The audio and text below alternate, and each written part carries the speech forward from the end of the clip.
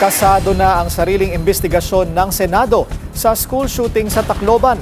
Isa sa mga sisilipin ang posibleng impluwensya ng online game na Gorebox sa dalawang binatilyong salarin. Ang detalye sa agenda report ni Dexter Ganibe ng Abante. Pansamantalang nakaban ngayon sa Pilipinas ang gaming application na Gorebox kasunod ng pamamaril sa San Jose National High School sa Tacloban City. Ang desisyon ng Cybercrime Investigation and Coordinating Center para sa temporary ban ay kasunod ng kumpirmasyon ni Eastern Visayas Police Chief Jason Capoy na isa sa mga hawak nilang binatilyong suspect sa pamamaril ay regular player ng Gorebox. Sabi ni CICC Undersecretary Aboy Paraiso, hindi nila isinasantabi ang impluwensya ng online game sa nangyaring karahasan sa Tacloban. At ang temporary ban ay sinagawa para sa pagtukoy kung nakaapekto ba sa pag-uugali ng mga sospek ang nasabing online game.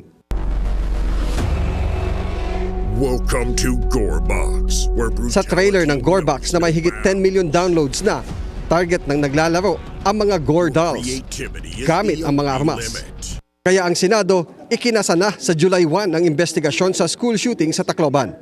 Pangungunahan ito ng Senate Committee on Women and Children ni Senator Risa Hontiveros. Itutuloyan niya sa pagdinig ang usapin ng online games at ang epekto nito sa pag-iisip ng mga bata na naglalaro. Ang pagdinig sa July 1 ay pagpapatuloy ng naunang investigasyon noong April 14 kung saan nabunyag na ilang online platforms at gaming spaces ang ginagamit umano para i-brainwash ang mga bata para gumawa ng karahasan.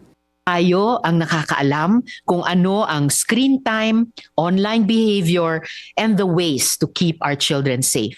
Nagpasa rin naman sa Malacanang si Senator Robin Padilla kung kailan magpapatawag ng special session si PBBM para maisulong na ang kanyang panukalang ibaba sa 10 ang edad para sa criminal liability mula sa edad na 15 sa ilalim ng 2 dekada ng juvenile justice law. Bukod dito, isinusulong din ng senador ang restriction o paglimita sa edad na maaring maka-access sa social media. Pinakahuling nagpatupad ang United Kingdom sa pagbaban sa social media sa mga edad 16 pababa.